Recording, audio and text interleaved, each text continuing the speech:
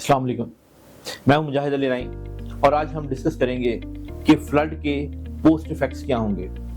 ये जो सैलाब ने एक तबाहकारी की लाहौर में, पंजाब में और पूरे पाकिस्तान में, इससे रियल एस्टेट के सेक्टर के ऊपर क्या इफेक्ट आएगा और लोगों को डिसीजन मेकिंग के लिए किन एस्पेक्ट्स का ख्याल रखना पड़ेगा।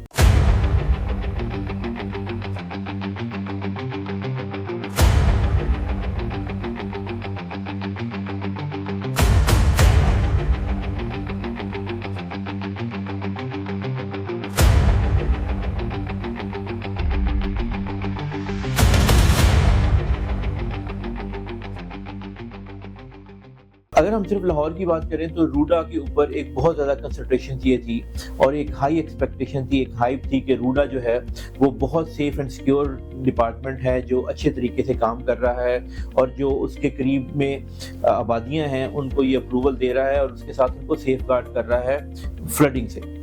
बट द ग्राउंड रियलिटी ये है कि it was too early to expect कि भी रूडा इतना कुछ कर सकता है। RUDA might be in long term 4 से 5 सालों में रूडा जो है ये सारे काम कर सकता होगा, लेकिन आज के दिन में ये सारी चीज़ें अभी तक प्लानिंग की फेज में ही थी, जिसमें अभी तक एग्जीक्यूशन के नाम की कोई चीज़ नहीं हुई और अगर हुई भी तो वो सब्सटेंशियल नहीं हुई। तो इसका इफेक्ट क्या होगा, हमें फ्यूचर में किन जगहों के ऊपर इन्वेस्ट करना पड़ेगा, किन चीज़ों को हमें ख्याल रखना पड़ेगा जब हम रियल एस्टेट में पर्टिकुलरली लाहौर में इन्वेस्ट कर रहे होंगे। एक तो वो आबादियां जो रावी रिवर या किसी भी रिवर के करीब हैं, उस तरफ इन्वेस्टमेंट का फ्लो थोड़ा कम हो जाएगा, क्योंकि लोग अब कुछ सालों तक तो डरे रहेंगे कि पता नहीं दोबारा अगर फ्लड आ गया तो क्या होगा। और ये एक्चुअली भी एक इस वक्त एक्सपेक्टेशन ये है कि जो इस साल जो बारिशें हुई हैं वो that was 17% more than the last year और अगले साल एक्सपेक्टेशन है कि 22% more than the previous year जो है वो रेनफॉल की एक्सपेक्टेशन है। अच्छा, जब ज्यादा बारिशें होंगी तो जो वो एरियाज जो दरियाए रावी और उससे मुल्हका जो सोसाइटीज होंगी वो वल्नरेबल होंगी। तो उसकी वजह से मेरी एक्सपेक्टेशन ये है कि जो इस वक्त इन्वेस्टमेंट का पोर्टफोलियो है रियल एस्टेट में वो मूव कर जाएगा लाहौर की दूसरी रीजन की तरफ, जिसमें प्राइमरीली मेरे ख्याल में बहुत ज़्यादा जो टेंडेंसी बनेगी वो जिया बग्गा रोड के ऊपर चली जाएगी, इतिहाद टाउन फेज़ 2 फेज़ 3 की तरफ डायरेक्शन हो जाएगी, एलडीए सिटी की तरफ हो जाएगी, green palm is one of them. तो इस एरिया में जो है अभी ज़्यादा इन्वेस्टमेंट शिफ्ट करेगी। मेरी हाई एक्सपेक्टेशन है कि चूँकि आजकल बहरिया की प्राइसेस जो है वो भी काइंड ऑफ बहुत हाइक नहीं हुई, तो बहरिया टाउन फेज़ में जो इसमें फेज़ 4 है, फेज़ 3 है, बेरी ऑर्चर्ड जो है उसमें भी बहुत इन्वेस्टमेंट का फ्लो होगा, क्योंकि with the passage of time जो जितने भी रेनफॉल हुआ, जितने भी डिजास्टर्स हुए, उसमें एक चीज़ बड़ी अच्छी साबित हुई कि बहरिया टाउन में कोई वाटर जो था वो कहीं पे होल्स नहीं बने, कहीं पे कोई जो पानी था वो खड़ा नहीं हो रहा था, लोगों को पानी की वजह से या बारिश की वजह से कोई प्रॉब्लम तो नहीं है। Similarly same stands for the Bahria orchard as well. तो बड़ा अच्छा कम्युनिटी स्टैंडर्ड है लिविंग के हवाले से, तो उसकी तरफ एक्सपेक्टेशन है कि लोगों का रुझान होगा कि जहाँ पे लोग जो है वो घर बना के रहना पसंद करेंगे, क्योंकि वो लॉन्ग टर्म में सेफ एंड सिक्योर होगा। इसके अलावा जो एक चेंज आएगी लॉन्ग टर्म में इस डिजास्टर्स के बाद, इन फ्लडिंग के बाद, वो चेंज जो है वो मोस्ट प्रोबेबली आएगी हाई राइज की तरफ। जो इन्वेस्टमेंट है वो मूव करेगी, क्योंकि प्लॉट्स में फिर वही बात है कि प्लॉट्स आपने ले लिया, प्लॉट्स ना हाइक हो रहा है, पहले तो वो फाइलों का काम हो रहा था, फाइलों का काम हो गया बंद। तो जब फाइलों का काम बंद हो गया तो उसके बाद अब हाइक कैसे क्रिएट होगी, लोगों को होगा कि हमने अगर आज करोड़ 2 करोड़ रुपए इन्वेस्ट किए हुए हैं तो वो प्लॉट तो जो गेन कर ही नहीं रहे, तो वो जो पैसा है, वो जो इन्वेस्टमेंट है, वो जो सोच है, वो मूव करेगी हाई राइज इन्वेस्टमेंट में। जब हाई राइज की हम इन्वेस्टमेंट की बात करते हैं तो उसमें सिर्फ अपार्टमेंट नहीं होंगे, उसमें शॉप्स होंगी, उसमें जो फूड कोर्ट्स की लोकेशंस होंगी।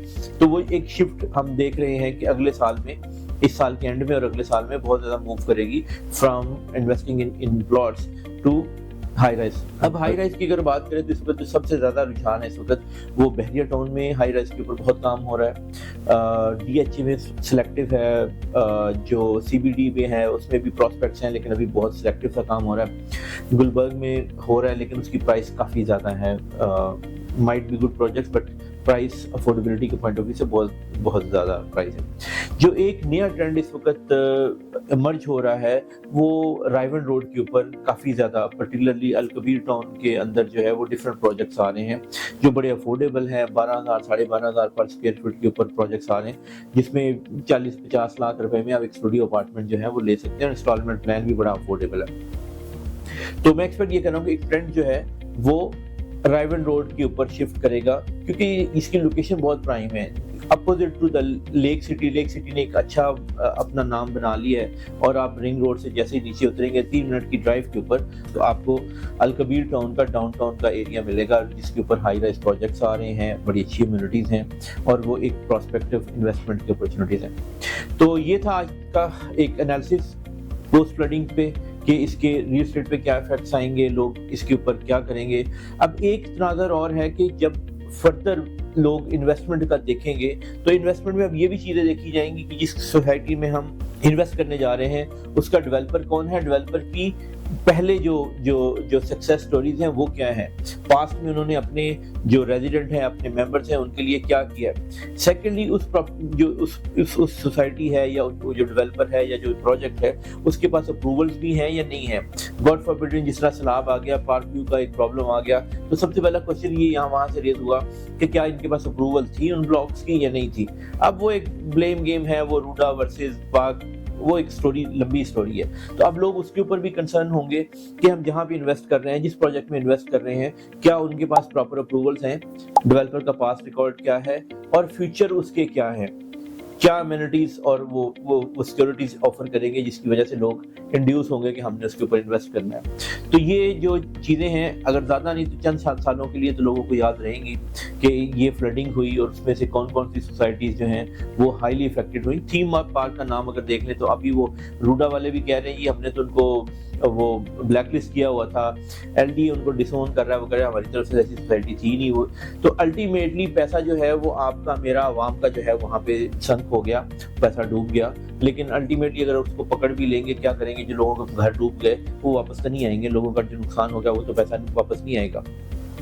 So being investor, rational investor, हम लोगों को भी किसी जगह पे भी इन्वेस्ट करने से पहले केयरफुली उसको रिव्यू करना चाहिए, एनालिसिस करना चाहिए कि वो जो सोसाइटी है उसका डेवलपर कौन है, सोसाइटी प्रॉपर एनओसी के साथ है या हम बस ब्लाइंडली लोग बना रहे हैं तो हम भी बनाई जा रहे हैं। तो उसी सिनारियो में फिर लोग डूब रहे तो हम भी साथ में डूब गए। This is what happened with theme park. Theme park पूरी की पूरी सोसाइटी जो है उनके पास एनओसी नहीं है और वो बना के बैठे हुए हैं। तो बी केयरफुल, आप जहाँ पे भी इन्वेस्ट कर रहे हैं, लाहौर में, पाकिस्तान में, किसी भी जगह पे इन्वेस्ट कर रहे हैं, सोसाइटीज़ का जो एनओसीज हैं उनको प्रॉपरली खुद से देखें। डोंट ट्रस्ट एनीवन के भी मुझे ब्रोकर ने, डीलर ने बता दिया यहाँ एनओसी हैं, वो एनओसी क्या है, कितने एरिया पे हैं, आपको उसको खुद से इंश्योर करना पड़ेगा।